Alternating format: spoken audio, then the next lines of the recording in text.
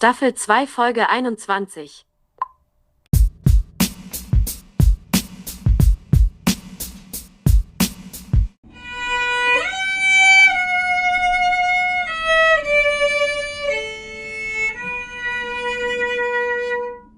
Oh, thank you. Hello, hello, hello. This is season 2, episode 21 of Chris Cast. My name's Chris Abraham. Let's see. 21.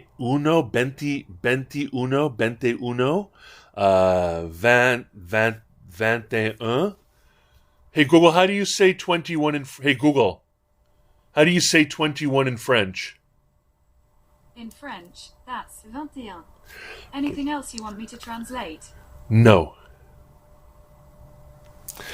Okay, I'll stop translating. Thank you. So, this is episode 21. And my name's Chris Abraham, and I'm happy to be here. Today's episode is about all the friends I've made based only on wearing a Hill People Gear heavy recon kit bag on my chest, which I these days nickname my Wonder Bra. If you haven't seen what a heavy recon kit bag looks like what camo is this? It's a special type of camo. The camo is called, let's see. It has a name, and thy name is something that is eluding me. The name is la la la la la la la la la la la la la la la la la la la. I will never know. You will never get it from me. I will find out by the time I come back from my break. But the topic is, over the last 72 hours, or maybe 3 or 4 days, I have made so many friends based on rocking a canvas bag made by the people at Kill People Gear. And it reminds me very clearly of 3 things, and that's an arbitrary 3, but you can always fill out 3 things.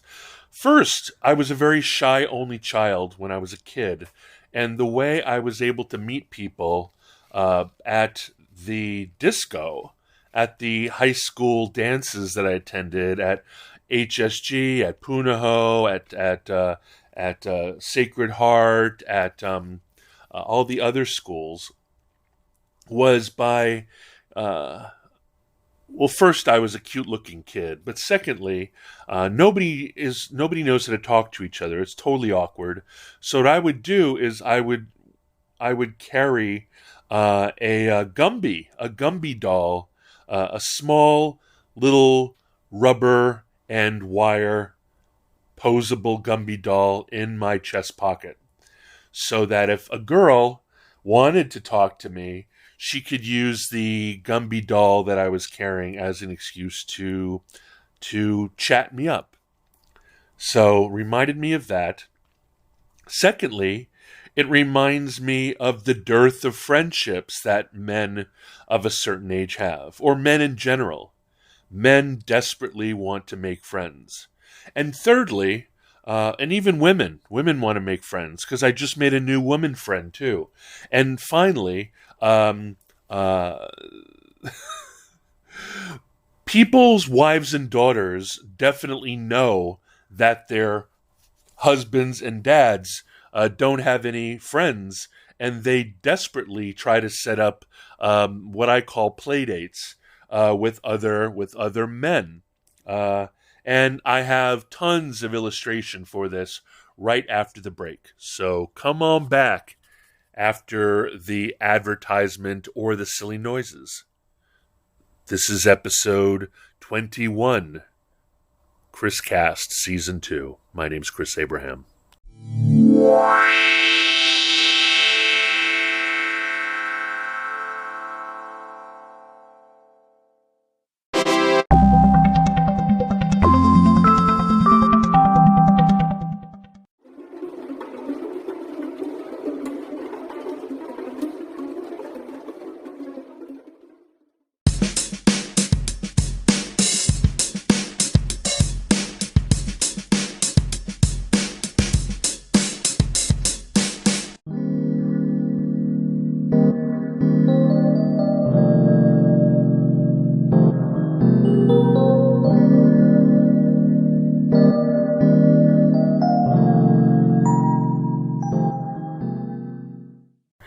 Welcome back, welcome back, welcome back.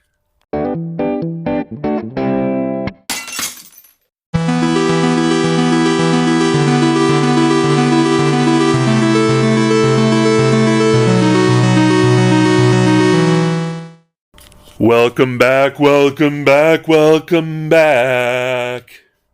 Hey, do you guys remember The Fifth Element? Do you remember the pretty little redhead with the bandage bandeau dress?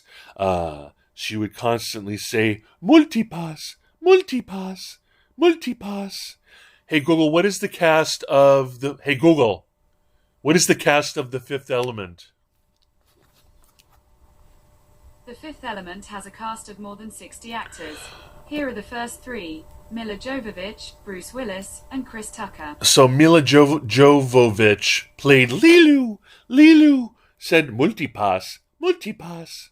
Anyway, the Wikipedia, Jovovich returned to acting in 1997 with a lead role in the French science fiction action film The Fifth Element, alongside Bruce Willis and Gary Oldman. This was written and directed by Luc Besson. She portrayed Lilu, an alien who helps to save the planet. that is Luc Besson. Luc Besson, not Luc Besson. Anyway, she does not know her French accent. It is multicam, so the bag is multicam, and it's about the size of.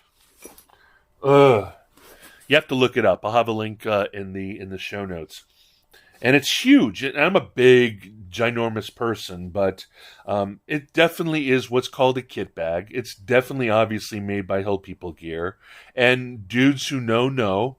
And dudes who don't know, and girls who don't know, and women who don't know that it looks really military. So it is, I call it my Wonder Bra, because when I wear it, everybody's looking at my breasts, which is to say my kit bag. And unlike the modern world, people are more than willing to tell me how much they like my kit bag / breasts. So, what was it, 4 or 5 days ago, I was sitting there trying to get work done at Idito's Cafe, and it might have to do with Idito's Cafe. I mean, it's called Idito's Cafe and Social House for a reason. So I was there, and the couple sitting next to me was a woman I found out is named Melody, and her husband Chad. She is a teacher. He is a nurse. They live in Elko, Nevada, and they are adorable. Chad noticed my Hill People Gear. He noticed my attaché, which is another entire thing. I think it's in the color manatee, and it is a rarity. And I have that. I use that as the bag within a bag. I have a beautiful leather case made by Jesse Heinrich, and it's completely empty inside, so I need to fill it with something to carry my laptop and so forth. And what I use is what is called the Hill People Gear Attaché, and I bought it used off of the Hill People Gear group on Facebook, Hill People Gear Owners Group or whatever. And he noticed that, and so I showed it off to him. No, that was Steve. Steve noticed that later, but I'm getting the story wrong.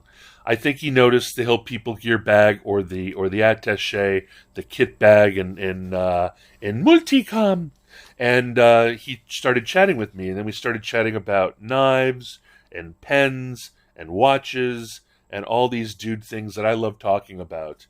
He's not a gun guy, but he's a pen guy and a knife guy and a watch guy and a car guy and all these other things. And so we're chatting, and it's turning into an ephemeral conversation, right? At some point, they're going to be gone. They're live in North Nevada.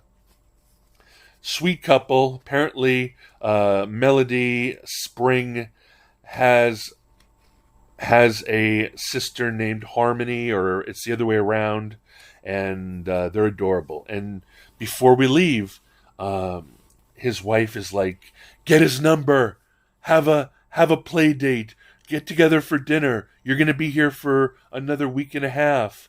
Like, and she is adorable, and they have an 11-year-old daughter and a 14-year-old daughter, and the 14-year-old daughter is here in D.C. area at a summer camp, a sleepover summer camp at a hotel dedicated 100% to forensics, the study of forensics. So at 14, the girl's a rock star, a very serious girl. I'm told. I didn't get to meet the daughters. The 11-year-old apparently is super durable, which is to say, when her parents take her on boring trips to Colonial Williamsburg in the dead of heat in the middle of summer for hours, the 11-year-old doesn't complain, and apparently the 14-year-old complains endlessly because she'd rather be in a Ramada Inn conference room learning about ways to discover reasons for perishing in a crime-ridden society. So, not the next day, but the day after, 7:30 a.m. Iditos met Chad for coffee. The day after that, so it went so well that he's like, "Hey, let's meet on Sunday." So we met on Saturday morning, and then let's meet on Sunday. So 7:30, we got there. The cafe was not open till 8 a.m. So we sat on the like little old men. We sat on the bench outside and chatted until coffee was ready, and then we spent 2.5 hours more just talking about life, man. When they say men can't talk about their lives, like we talked about our lives, like men are willing to talk. Maybe men aren't willing to talk around women. Maybe women have just the wrong perception. But as a Freemason, as a fraternity boy, like men talk to me. Like I get information about like all kinds of good stuff. So it was really cute. Our first play date, 07:30.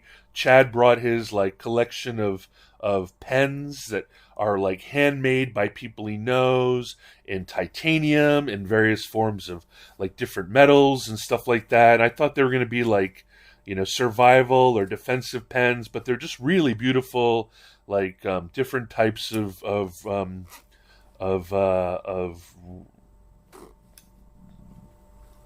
just, what is it called? What is a bic? A bic is not a roller ball, but it's a ballpoint. Ballpoint. Hey Google, what is a ballpoint pen? Hey Google, wake up. What's a ballpoint pen? Okay, when for? No. Hey Google, what is a ballpoint pen? Sorry, what's the day and time? No, cancel. No problem. Hey When Google, is the alarm set? what is a ballpoint pen? According to Wikipedia, a ballpoint pen, also known as a biro or ball pen, is a pen that dispenses ink over a metal ball at its point, i.e. over a ball point. The metal commonly used is steel, brass, or tungsten carbide. Oh, blimey, it's a biro. He's got a bunch of biros. I got to see his biros. Anyway, most of the time he replaces the ballpoint refill with a Fisher anti-gravity pen insert and that kind of deal. Anyway, I showed him my the beautiful Langual French Paisano knife that the beautiful and lovely Betsy bought me à Paris, and so we bonded. We met the next day too, but after on Saturday, after like spending hours together, he heads off to go to the Baltimore Aquarium. I should have warned him that it would be basically a parking lot all the way there, but you learn, I'll tell him next time. Run into this dude, Steve, who notices I have this attaché in manatee gray, and and he asks about it, and it turns out that Steve is like trying to retire from the military and is like here at Walter Reed to kind of get diagnostics for his body being beat up during the military. He's a really cool guy, and we end up chatting from like 10 o'clock in the morning all the way to 2 p.m. He wants my phone number, so now we're in connection on text. So like in the last 3 days, 4 days, I collected a Chad, a Steve, a Cody, and a Star, Starr, and a Rick. So I made uno, dos, tres, cuatro, cinco amigas, amigos, amigas, amigos y amiga. And it was cool. So, all right. So then I'm sitting with Steve. We're talking. And then this dude named Cody comes in, and he's like, I met him a few days before that, and he was reading the Bible, and he was really cool. A little bit to the right of Attila the Hun, but a real cool kid. I think he might be in his early to mid-20s. I reckon that Steve might be 35 or 40, maybe 33 to 40. I reckon I'm 51. I reckon that that Chad, who's totally not a Chad. Chad's not a Chad. And by Chad, I mean that whole red pill concept of like Chads being these doofus assholes. And not even Steve's a Chad. Steve has every right to be a Chad because he's in the Navy. I'm not a Chad. Anyway, so Cody comes in, joins us. We end up talking till 2:30. Blows my day, but it was exhausting. We basically solved all the world's problems. Ended up getting Steve's number, but not Cody. And then today, while I'm sitting with Chad talking about knives and guns and motorcycles and so forth. Oh yeah, Steve had a really cool 2007. Did he say BMW R 1200 1250 GS Adventure? So we got to talk about that. Really cool. So I'm collecting cool people. He lives in Virginia Beach though, so might more be an online buddy. Cool dude though. And then today, while we're talking about these things, I see a dude across the way who has a Domkey bag. So I did the same thing about the Domkey bag. And I'm like, hey, Domkey bag, sighting. And the dude comes over, his name's Rick. And Rick didn't want to be there. Rick didn't want to play this game of making new dude friends. He kind of stood away, like when we had a place for him to sit and join us, he's like, I sit too much, kind of standoffish, kind of didn't trust us, didn't figure us out, couldn't figure us out. Was waiting outside for his daughter to go grab her favorite lunch. I don't know what it was, but like her favorite box lunch from Iditos, which is my favorite cafe here in sexy South Arlington, Virginia. And when she comes out and sees that her dad is talking to some dudes, she rushes over, just like Melody did, and said, Dad, you made new friends. And she starts, such a ham.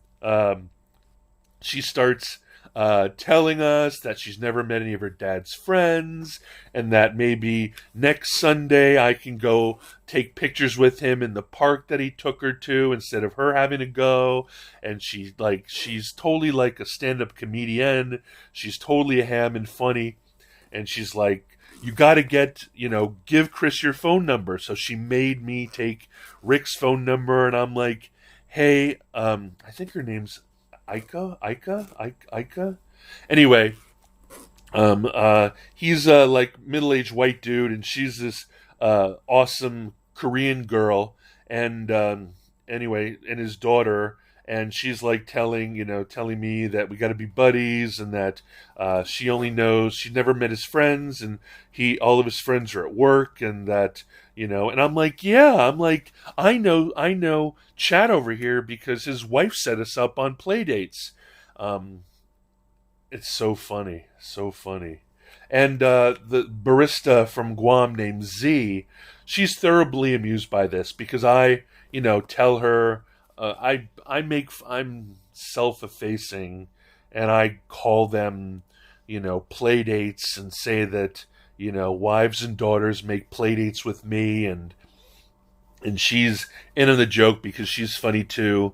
And when I see her, I say "Hafa day," which I don't know if that's the incorrect way of saying aloha in Guamanian, which is not the word for it. Hey Google, hey Google, what is the name of the Guamanian language? The official language of Romania is Hey Google, Romanian.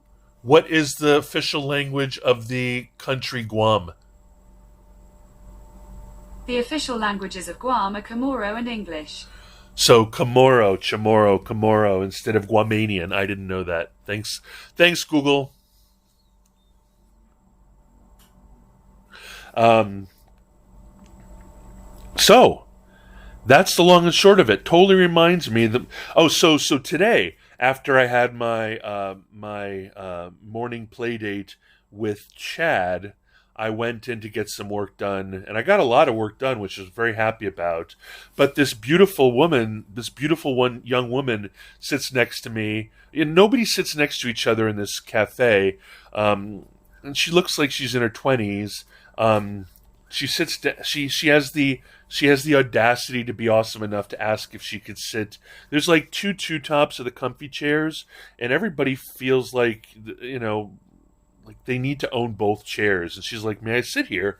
She sat down. She literally pulled a library book out of her bag and started reading. And so, after about an hour of working, I looked up at her and I asked her about her book. And she's 26. She's dating a 33-year-old dude who she said is middle-aged, but we all know 33 ain't middle-aged. 43 is maybe middle-aged. 53 is definitely middle-aged. 63 is holding on to middle age. 73 is really gripping onto middle age.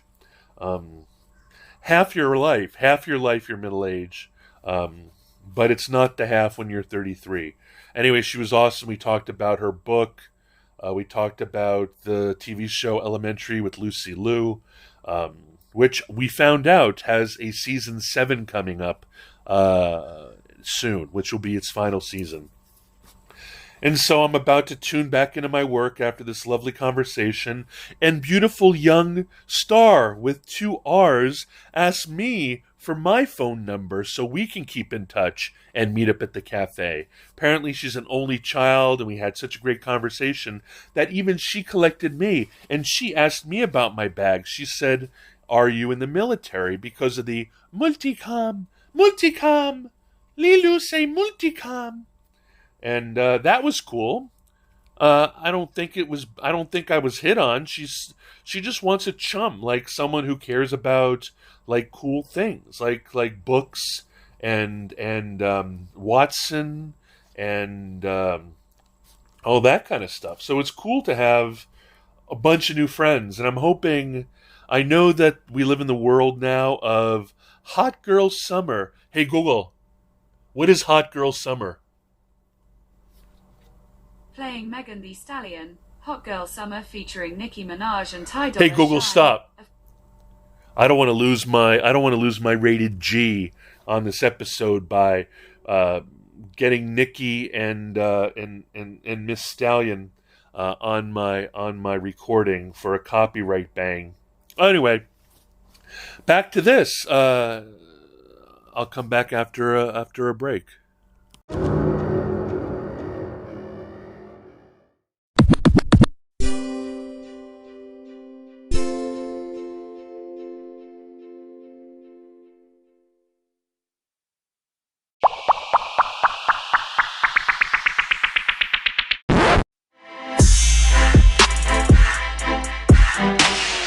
Bienvenue dans la saison 2 de l'épisode 21 du casting de Chris.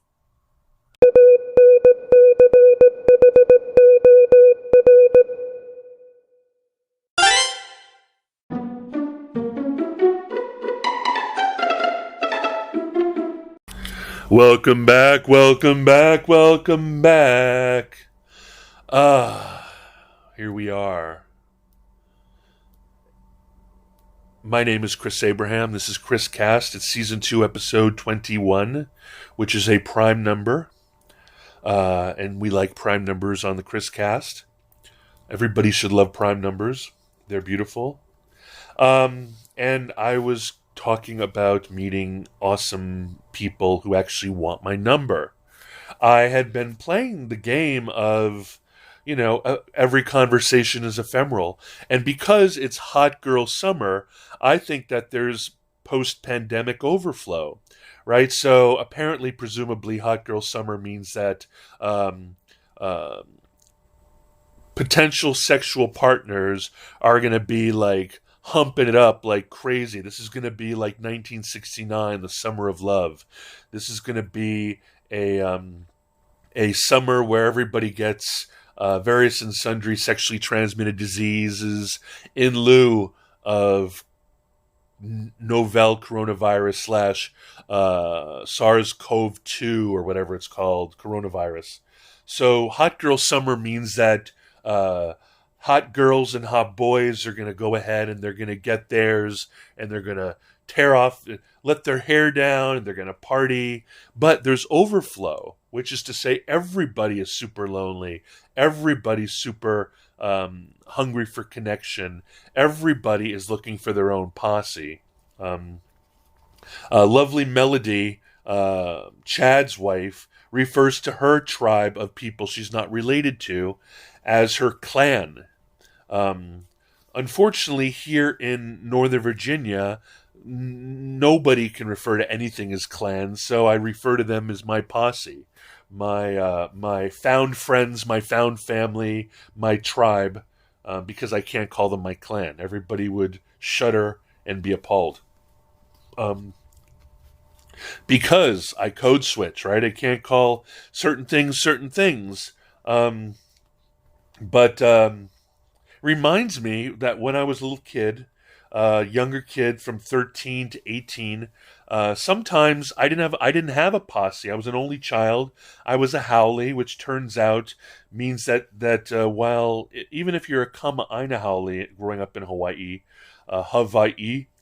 you are not necessarily invited to all the reindeer games. And I didn't know any better. I was an only child. I didn't know that people were having cookouts and sleepovers and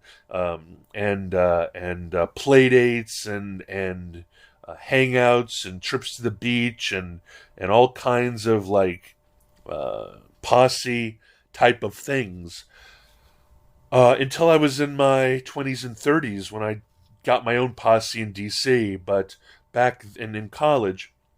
But back in Hawaii, I didn't know any better, so I would oftentimes go to school dances at the various and sundry other schools in the area, and primarily St. Francis, Sacred Hearts, Hawaii School for Girls, maybe Iolani, and definitely Punahou. Didn't have any friends at Iolani. I think Iolani is mostly Japanese kids. And Punahou is mostly haole kids. And I never went to any public school dances. It was always like girls' school dances, Punahou dances, etc., etc. And I didn't know how to say hello to people. I didn't know how to meet people. So I would go and I had a Gumby and I had... Hey, Google, what is Gumby's friend horse? Pokey. According to Wikipedia, Gumby's best friend, an orange pony named Pokey, was introduced during the earliest episodes.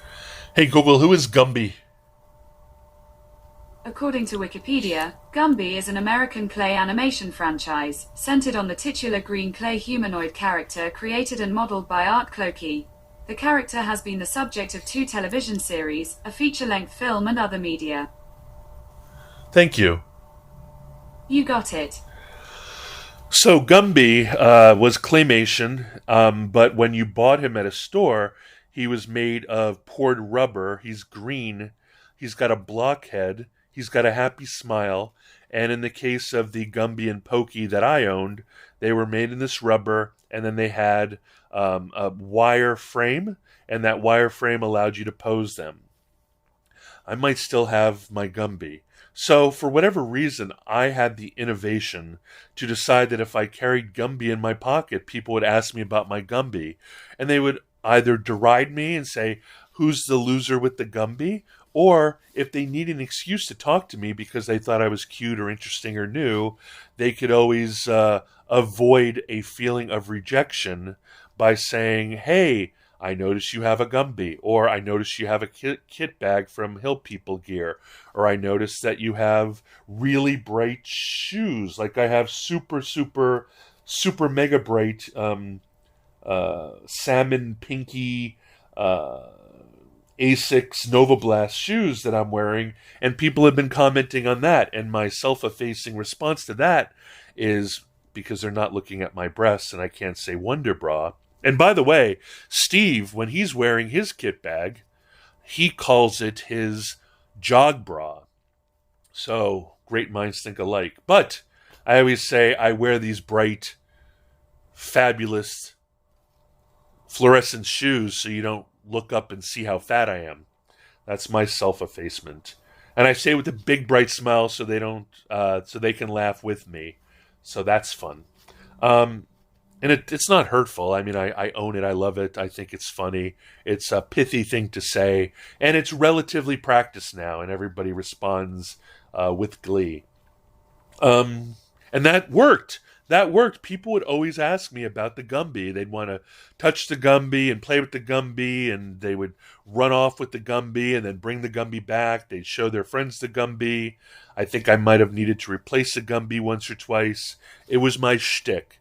And while I'm incredibly self-aware and embarrassed to be wearing this super big, stuffed with crap, multicom Hill People Gear kit bag out and about, it's super convenient. And once you turn 50, you don't care about whether you look like a dork, which is why 50, 60, and 70-somethings always wear those awful New Balance shoes, or those awful dad jeans, or those awful button downs, or those awful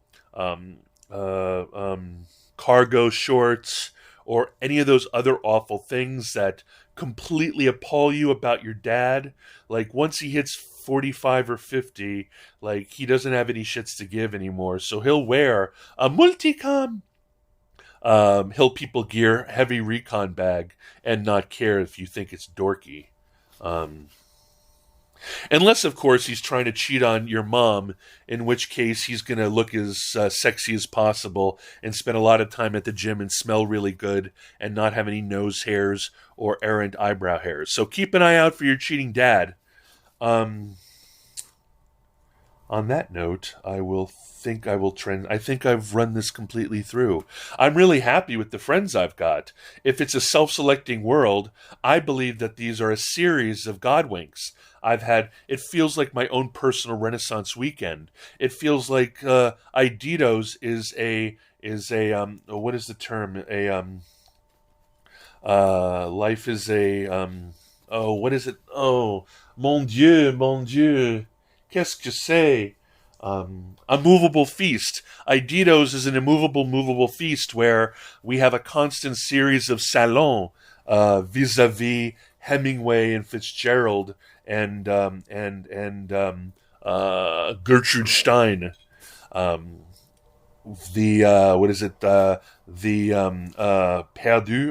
Génération Perdue. Hey, Google. Hello, Google. Google.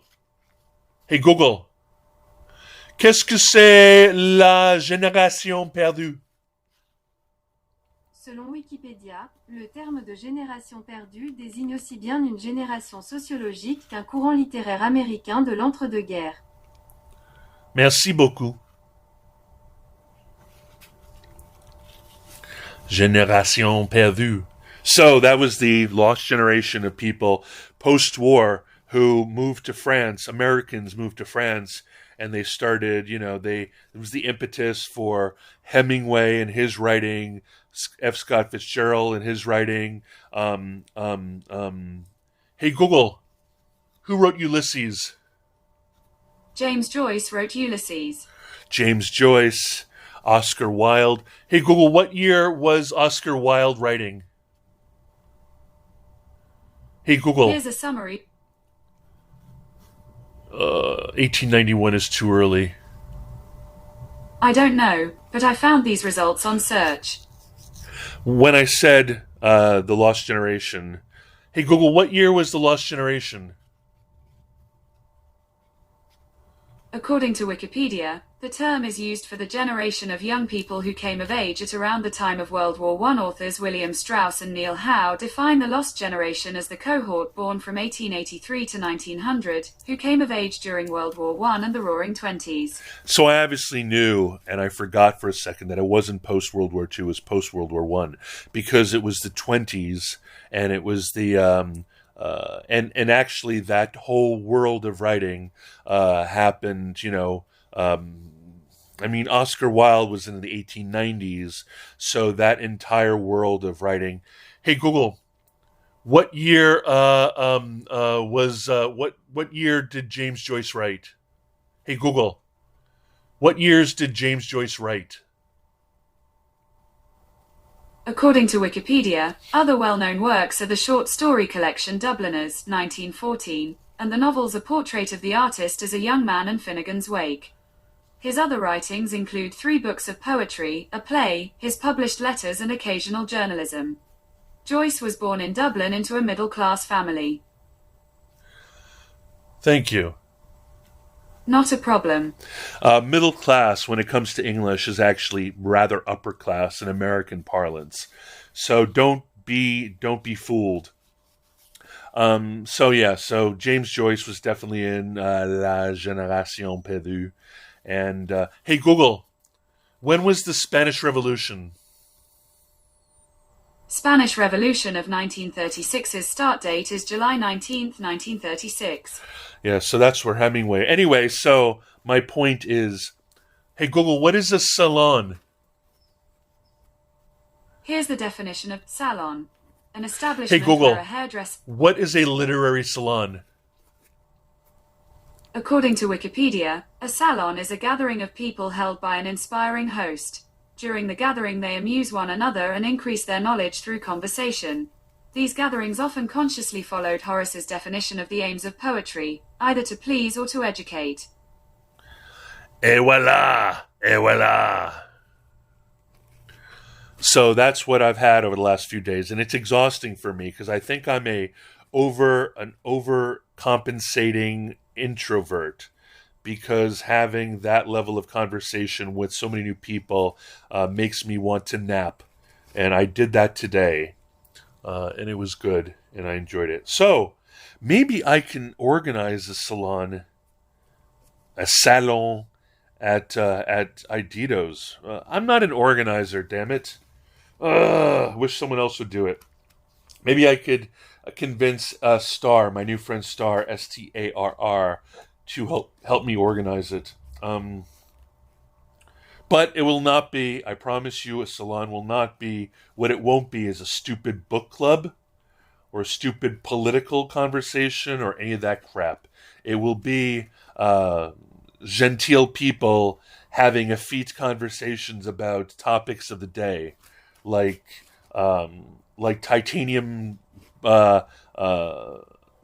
pens with Fisher refills, and the concept of concealed boot carry.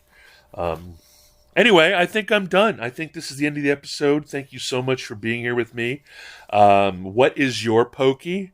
What is your Gumby? What is your lore? Do you have a lore? Do you have a lore? Do you have a lore, or do you have a lore? Do you have the equivalent of a piece of gear kit, a piece of a garment or a shoe or a barrette or a jewelry that attracts other people to make comments that then enter you into conversation, making new friends, and having spontaneous salon. I really appreciate it. I'll be right back in a second to tell you how you can contact me, although none of you have contacted me. None of you have used any of the contact info I spend reciting in the next section ever to contact me, and I'm rather appalled. I think that there's 11 of you. Wait, let me see. I will tell you how many people are my listeners currently. And also, I have a question. Should I change Chriscast to Christery? Should I change Chriscast to Christery? Is Christery a better name for the podcast than Chriscast? Oh, wow. My estimated audience is 38. 38.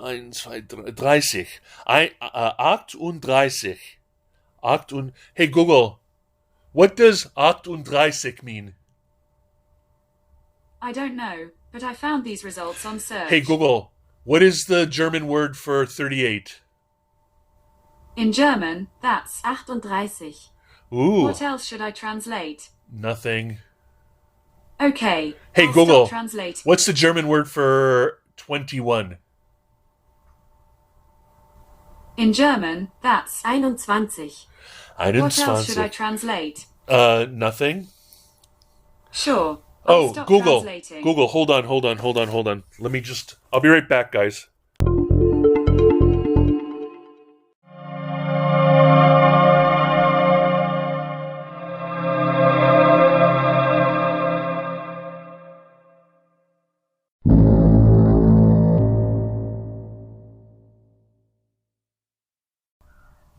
Dies ist Chriscast Staffel 2, Folge 21.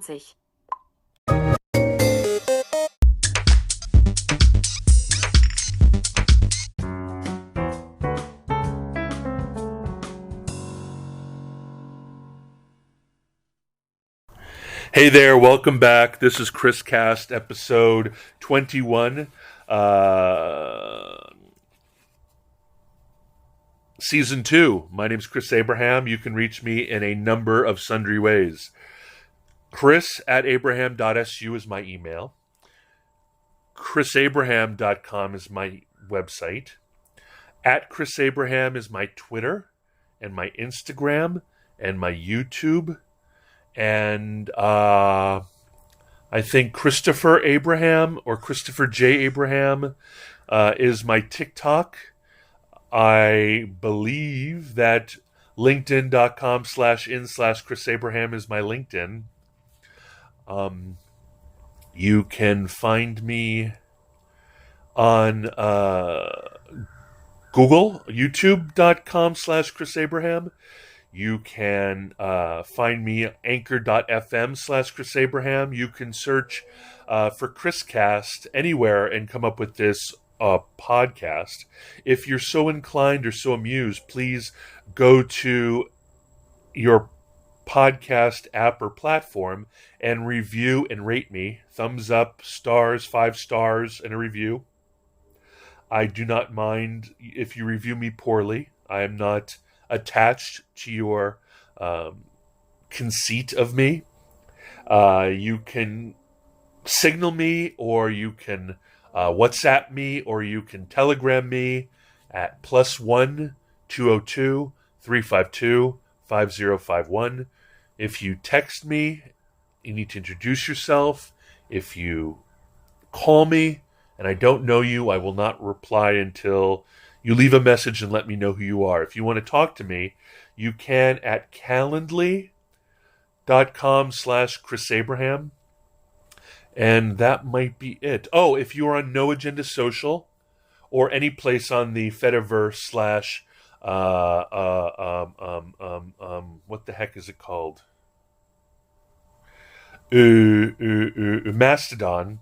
I'm at Chris at noagendashow.com. I'm also at Chris at Garavik.su. My company is garriscorp.com. I would love to hear from you.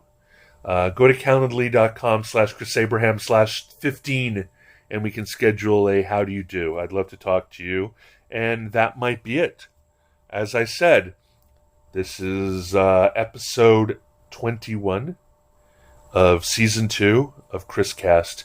My name is Chris Abraham. Mahalo, aloha, ciao, auf Wiedersehen, hasta la próxima, aloha, mahalo.